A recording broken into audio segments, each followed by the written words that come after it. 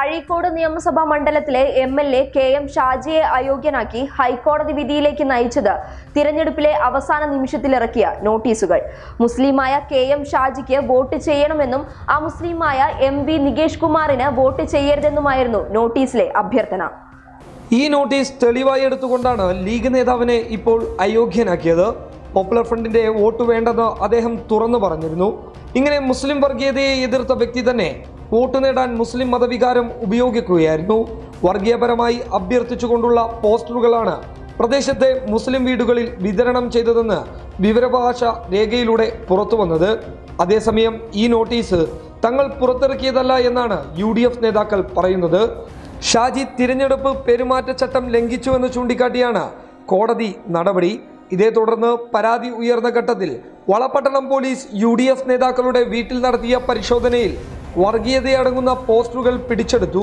ഈ പോസ്റ്ററുകൾ പിന്നീട് പുറത്തു വന്നു. അള്ളാഹുവിന്റെ പേരിൽ വോട്ട് നേടാനായിരുന്നു ലീഗ് ശ്രമിച്ചത്.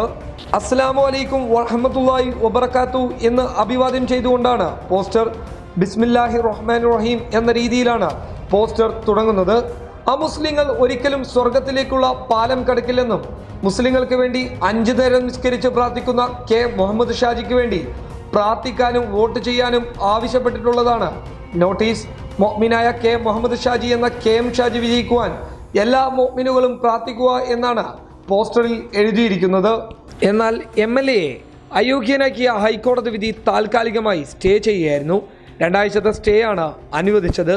ഹൈക്കോടതി വിധിക്കെതിരെ സുപ്രീം കോടതിയെ സമീപിക്കാനുള്ള സാവകാശം തേടിയാണ് കെ.എം. ഷാജി ഇന്ന് തന്നെ ഹൈക്കോടതിയെ സമീപിച്ചത്. ഈ ആവശ്യം കോടതി അംഗീകരിക്കുകയായിരുന്നു.